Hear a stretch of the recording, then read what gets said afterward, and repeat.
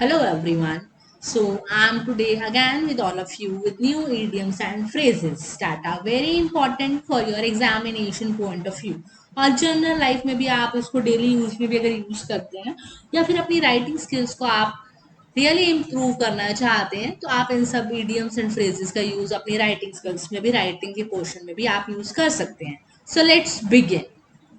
A pipe dream. First one is a pipe dream. Pipe dream क्या होता है कि इन इम्प्रैक्टिकेबल प्लान जो लगे मतलब कि जो है ना एक्चुअली सच ना हो, प्रैक्टिकल ना हो.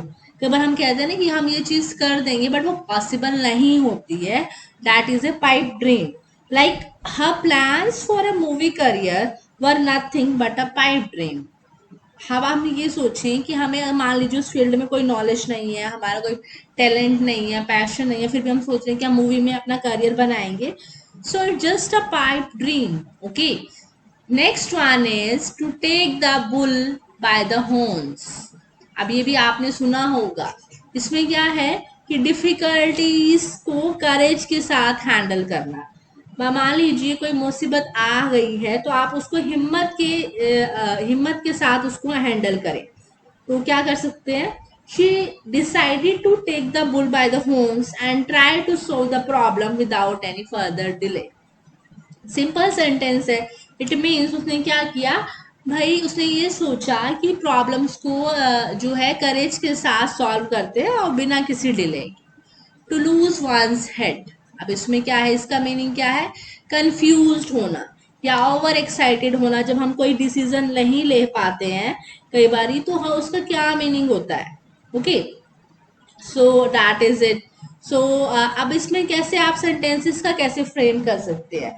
I lost my head while choosing my career.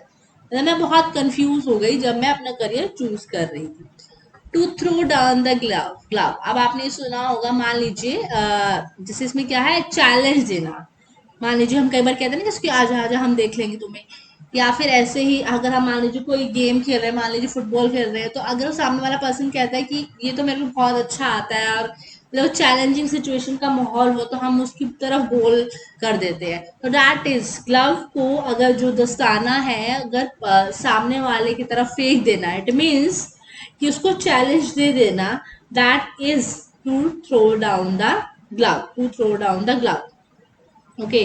तो आप कैसे इसका इसका सेंटेंस कैसे फ्रेम कर सकते हैं कि she is always in a mood.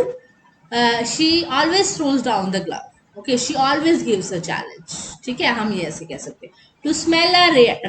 To smell a rat क्या होता है.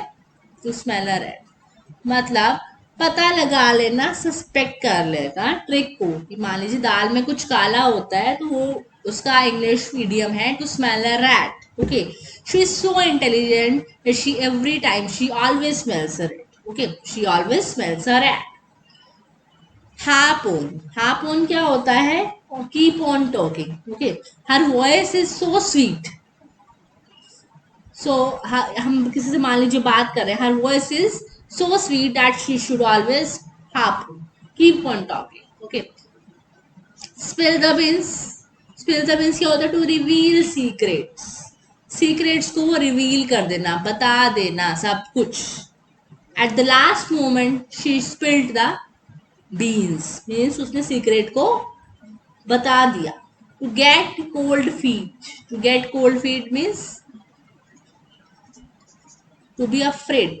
After seeing the police, he got cold feet. Police को देख के वो डर गया बहुत. ओके.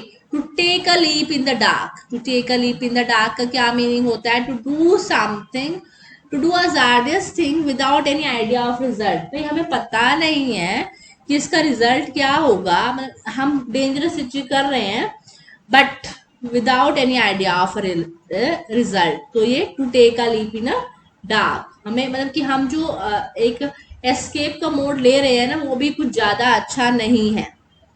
सो दैट इज आपका ये सेंटेंस आप कैसे फ्रेम कर सकते हैं. I had very little information about the company so writing to them was a leap in the dark. Okay. तो मुझे कंपनी के बारे में बहुत कम इंफॉर्मेशन थी लेकिन उनको लिखना एक बहुत डेंजरस चीज हो सकता था क्योंकि मुझे पता नहीं था ना इसका क्या रिजल्ट होने वाला है. सो ऐसे to split hairs, to indulge in argument, to split hairs, इसका क्या मीनिंग होता है कि भाई बहसबाजी में लग जाना, तो क्या कहलाता है, to split hours.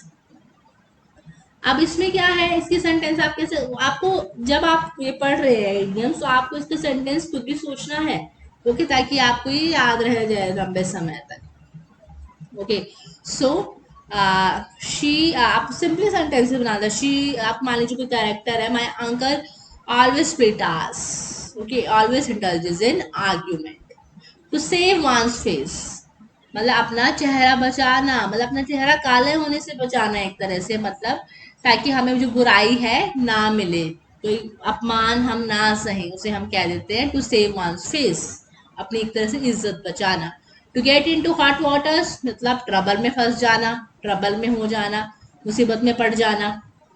Okay, there is no solution now, okay, I got it to hot waters, मैं अब हॉट वाटर में, मैं ट्रबल में फंस ही चुका हूँ।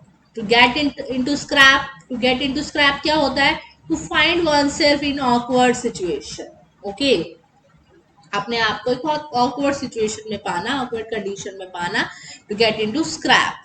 Okay, to read between the lines, okay, for cracking government exams we need to read between the lines, okay, between the line मतलब रीड विद हिडन मीनिंग, मतलब आपको पता होना चाहिए, क्योंकि क्वेश्चंस होते हैं ऑब्वियसली एक ही बुक से हैं, बट आप उसको डीप अंडरस्टैंडिंग होना चाहिए। कहते हैं ना, कई बार हमें अगर रिपीटेड किसी बुक की रीडिंग करते हैं तो हमें बहुत उसकी और मीनिंग जानने को मिलती है। That is to read between the lines means उसका हिडन मीनिंग, वो क्या कहना क्या चाह रहा है, that is it. Okay, to blaze trail, मतलब किसी चीज की शुरुआत करना, that is to initiate. Company started with, अगर कंपनी मान लीजिए किसी ने स्टार्ट किया, कैसे स्टार्ट किया, बस स्मॉल कंप्यूटर से स्टार्ट किया, भाई उसने अपना सेटअप बनाया तो बहुत छोटे छोटे उसने कंप्यूटर्स लिए, या जस्ट 4 कंप्यूटर्स लिए, तो company blazed a trail with the small या mini computers. Okay, so that was it. There were 15 idioms and phrases that were quite important for your examination point of view. And if you like the video, please share it and subscribe it.